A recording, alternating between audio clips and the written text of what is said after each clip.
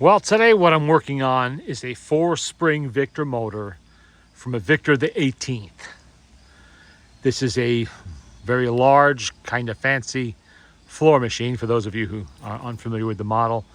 The 17 and the 18 are pretty closely related. One's got a little bit more fancier trim and some cross-hatched veneers. The other one, they did away with that because people didn't want that anymore.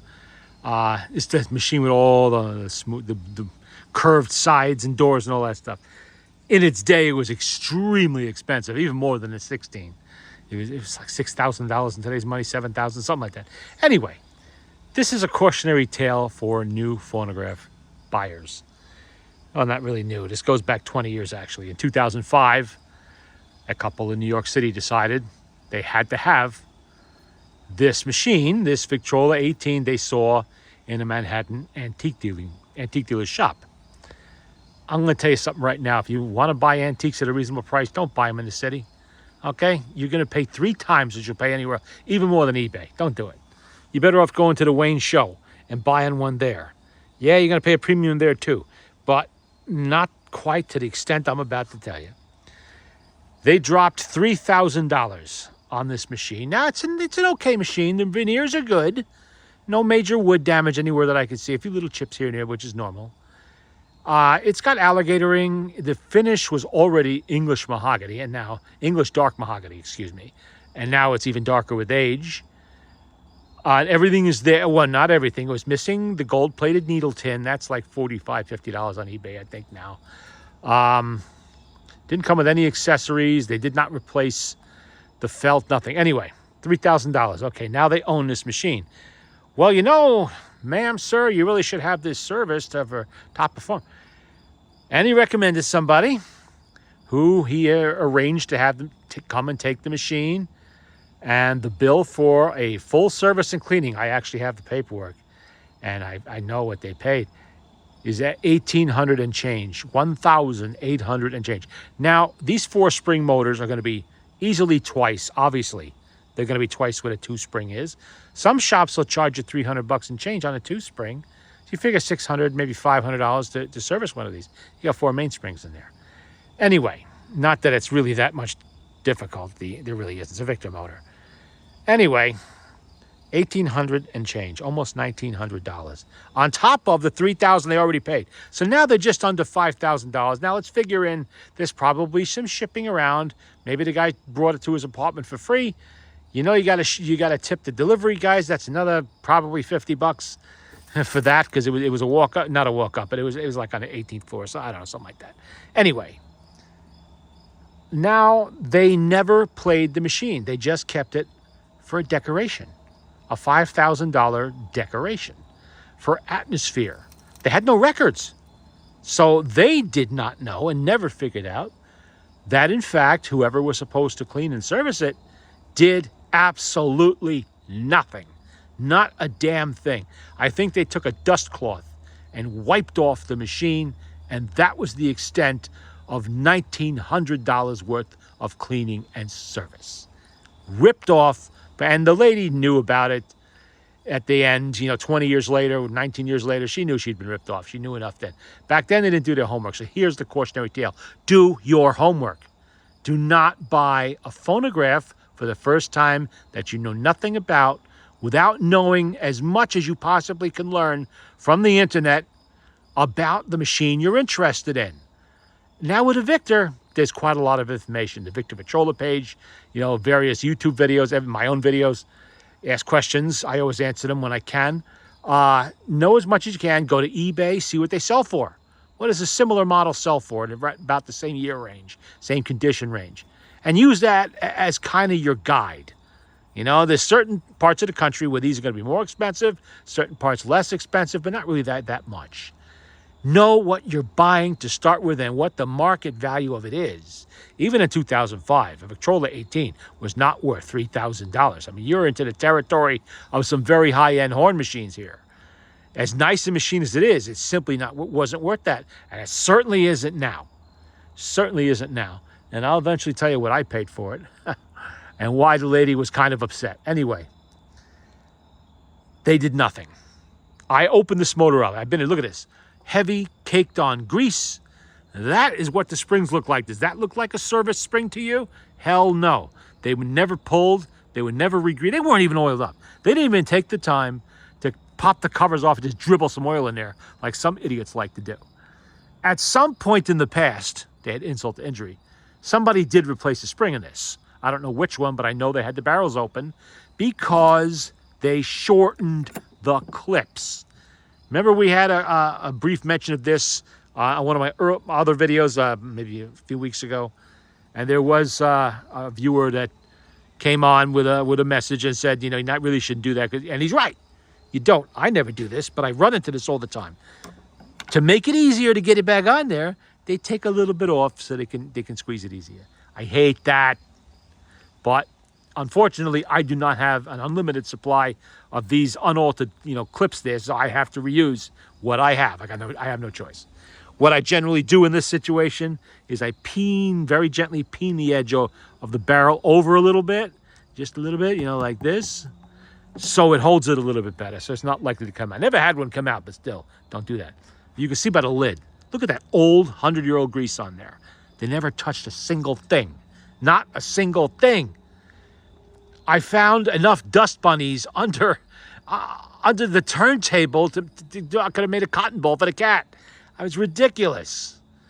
The auto brake was in pieces. In fact, it still is. I haven't done anything with that yet. Where is it? Yeah, look at it. You see it there. It's in pieces. It was missing the clip. So that never would have functioned. You know, they could have fixed that and charged them for a clip, a couple of dollars maybe. Friction leather wasn't replaced, but in this case, I don't think it really needs it, but it should have been for that kind of money. Nothing was done. And this part of this is the buyer's fault too. One, they didn't do their homework. Admittedly, it was a little harder in 2005 than it is today, but the internet did exist at the time. Questions could have been asked if they had access, or find someone that does. Do a little homework so you know what you're buying. And what the market value, and look, buy it anywhere but New York City. Never buy antiques down there. They charge you through the roof. Oh my God, Lancaster, Pennsylvania would have been better. And we know that place is a tourist trap. And like Cold Spring, New York, same thing. You know, you go in there, antiques that cost $2 upstate or $45, $50 there. Keep it. They never played the machine when they got it back, so they had no idea how badly they'd been rooked. That, you know, it would have thumped, and in fact, it did thump and bump pretty badly when I tested the motor. So I knew even before I pulled it out that nothing had been done to it. They would have at least been able to go after whoever did the service work and say, hey, my machine is thumping and bumping, fix it. Paid you $1,900, which, quite frankly, that was at the minimum, let's say $600. That should have been the price for a 4-spring motor at the most expensive shops I can think of. So there you go, over $1,000 extra. Assume they needed a part or two. I pulled out one of the springs just to see what condition it's in. It's an original Victor spring, the one I pulled out anyway. And it's a limp noodle. It didn't fight me at all. What's the point of having a 4-spring motor if the performance is not even going to be up to the level of a 2-spring out of a Victor 9, a Victrola 9? You know, if you have a premium machine, you should get premium performance, which means you crank it up, and on one wind, you should be able to play like 8 sides of a record easily. There's a lot of power in there, especially when you have good springs. So obviously, I just had to drop $200 on 4 brand new mainsprings, which is something that should have been done in 2005, because I'm going to tell you, these springs were no better back then than they are now. For $1,900, yeah, there should have been brand new mainsprings in this. Everything should be spotless, but it's not. It's not. You know, this is why I don't like to do business in cities, especially. The chances of getting ripped off are almost 100%. And unfortunately, these people, they knew nothing. They just saw a pretty thing and said, oh, I got to have that. Without stopping to think, you know, could I get this a little bit cheaper somewhere else? Is it really worth $3,000 just because the salesman says it is? And when they got it back from the servicing, gee, how come it looks exactly the same as when I sent it out for service? They didn't even change the felt on the turntable is ratty and moth-eaten. It should have been replaced. Yeah, it'll still work, but it looks like crap. For $1,900, I'd expect a new felt if it was in that condition, which it is. Speed was not adjusted. In fact, the pointer doesn't work at all. That's something that has to be dealt with. I think it's just loose, but I'll have to figure that out. You can't see through the glassine window. It's all hazed over. Easy fix if you actually bother to take it apart and clean it, which was never done. So that's your cautionary tale of the day. You know, what did P.T. Barnum say? I think it was P.T. Barnum, about a fool and his money being soon parted. Well, that's what goes here. Know what you're buying. Don't go blindly into buying antiques. You know, it's one thing if it's not a lot of money. You see a Victrola 4, at a flea market, and the seller wants 50 or 75 bucks. And it looks reasonably intact, and it looks reasonably good. And all you really want it for is to put it in the parlor so it looks nice, collects dust. That's it. Hey, go ahead, go for it. Don't do your homework then. Who cares? It's only 75 bucks. You're not going to starve to death over it. We're talking $3,000. That's serious money then. You don't do that. Wow, that blew my mind when I heard that story. Now, here's what happened. These people are downsizing. They're moving south, selling off, the apartment, whatever, and they need to move this thing out of there. Don't want to take it with them. Yeah, they tried listing it online for $3,000, $3,500 for a short while. And when the laughter died down, they dropped it to, I think, $1,500. Then it went down to $1,200. Then $1,000, $800, $700, $600. Well, at the end, they were getting desperate. A friend of mine heard about it through a family member of theirs in Florida. And he mentioned it to me. And I said, I always kind of did want one of those. I don't want any big machines anymore, but especially since I just got a 16 recently, another one. But, I'll make an exception for a 17 or an 18 because they're nice machines and they're kind of rare, somewhat rare. And I looked at this thing, and I looked at it, it's all dark. I could see right away. We're looking at, $40 worth of cotton cleanser just to brighten up the cabinet a little bit and get most of the dirt off, that's been ingrained in there. And it needs cleaning everywhere. But the cabinet looked okay. And, I looked online. Okay, what did it go for? It was one in Connecticut selling for like $350. There's one on eBay for, I think, $300 or $375. Plus, he wanted to ship it for $200-$300, but I wasn't going for that. So I told him, you know what? I'll go $250 on it and not a penny more. Thinking to myself, worst comes to worst, I'm going to have to spend probably close to $300 on parts here with 4 new mainsprings and all of the repair parts for the reproducer, which, by the way, was never serviced either. How are you supposed to play records with a broken diaphragm in the reproducer? Had they played even one record, they'd have known right away there was a big problem. Anyway, I figured I'd be into it for $300 in parts, $250 to buy it. $550 is not a bad price for a fairly decent Victrola 18. And it is from 1918. That's the date on it. So I figured, why not? I'll go to $250. If they say no, they say no. I don't care. No skin off my ass. But anyway, they went for it immediately and was hauled up here earlier this week. I don't have it out here, obviously, because it's big, it's heavy, and I'm not ready yet to do anything with the cabinets. I stored that away. I wanted to evaluate the motor and see what I was going to need on springs and such so I could get that order out because it may take a couple of weeks or longer to get the springs. So, and it's, it's getting late in the year. It's going to start getting colder. This is outdoor work for me because I'm using solvents and, a lot of grease. Springs are messy.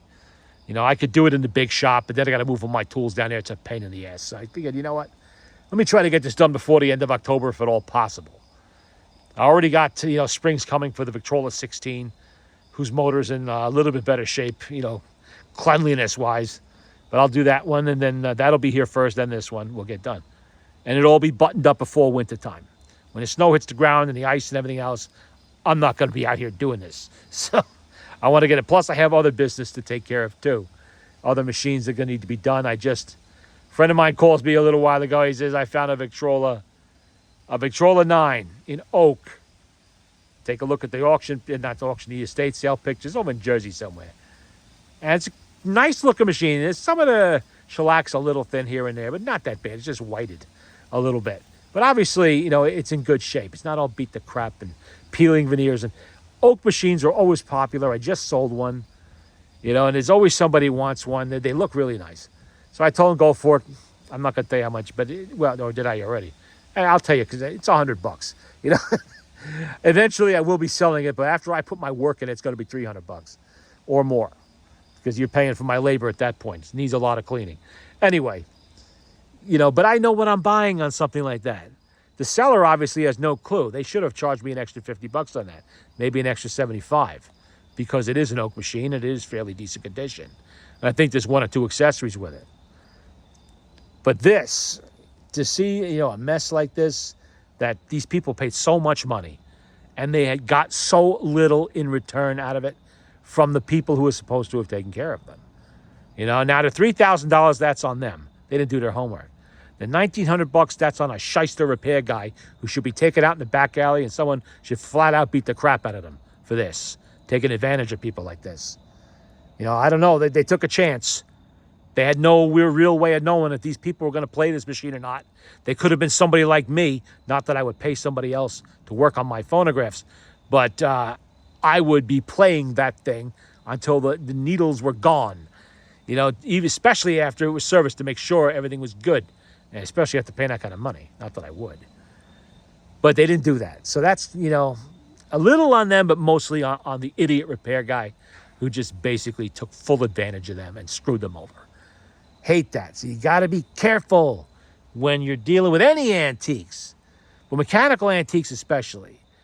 Some people will hose a motor down with WD-40 and call it good. We call that a flea market rebuild. And some people do that. Either out of ignorance, because they don't know any better. It's WD-40 will lubricate everything fine. No, it doesn't. It's not getting inside the spring barrel. It's going to still thump and bump. And some people do it knowing full well what they're up to, but they don't care because they're not going to get dirty doing it themselves, cleaning the motor, or paying somebody else to do it. Which I can understand. I don't charge a lot when I do mine, but if you had to send, say, a Victrola 9, that one I'm getting, for instance, if you had to send that out to a shop, you're going to be paying at least $250, $300 for them to service that motor. Pull out those springs, clean and or replace them. Replacement parts will add to your cost. And the time involved, they're a shop that they have to charge you market value to keep the lights on. I don't. You see how I work. I'm out here in an informal setting, a simple hand tools, a bucket of old gas over there for scrubbing parts, and I do this for recreation. This is fun for me. Either on my own or somebody else's phonograph. So I don't charge an arm and a leg to do it, but a professional shop does. And then you got the shipping involved if you're not close by. A motor might weigh 20 pounds. Check shipping rates. It's going to be depending on where you are, how far you're away. It could be $40, it could be $60, and you want insurance and all of that stuff. It gets expensive there and back. See, now you're into it for almost $400, assuming you don't need springs. So, I'm going to buy that machine. I'm going to service it myself so I can afford to keep the cost down and not pass that along to the customer who ends up buying it eventually. I don't have to charge $450, $500 for the machine. I can charge $250, $300, whatever, depending on if it needs mainsprings or not. And that's okay. That's plenty. It gives me something to do, something to tinker with, fill the hours of the day. So, but man, you got to really be careful when you deal with people. And if you're in a major city, be very suspicious. References, internet searches to make sure what do people say about these people before you deal with them, and have an understanding of what the market is to have repair work done on these machines, basic service and maintenance. You can go online and find a few outfits that do it, and 1 or 2 of them will actually give you a price range for, single spring, double spring, triple spring, quadruple spring, what it will cost, with removing the springs, not removing I don't know how you clean a motor without moving the springs, but I've seen that somewhere where they would do that. This way you got an idea going in. You're not going in blind and just paying people for work and just getting ripped off. And by the way, the antique dealer and the repair place are long defunct. They are no longer around. Good luck, finding them. They don't exist anymore down in the city, which is pretty common. Your wildcat antiques dealers, they're here today, gone tomorrow. Screw over enough people, and then when somebody finally complains, they pull a fade and vanish. The same thing for some repair guys. Let me show you the spring that was in there. It is just a total noodle, not that spring.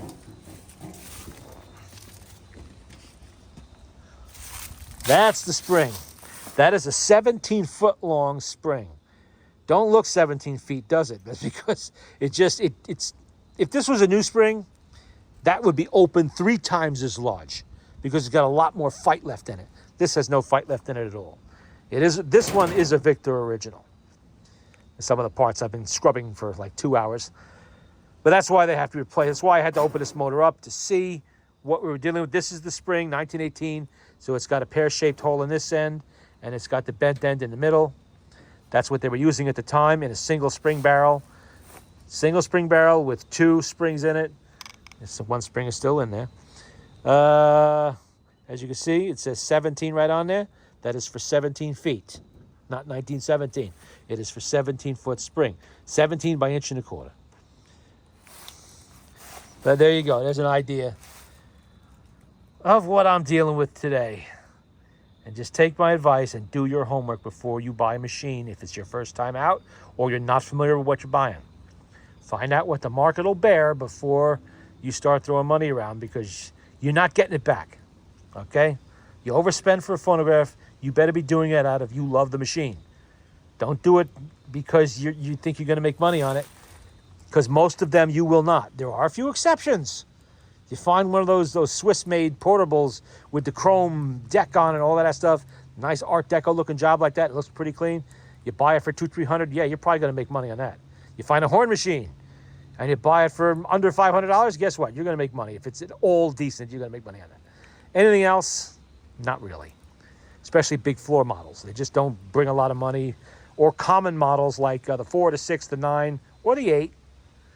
You know, those are in the under $500 category. But there you go.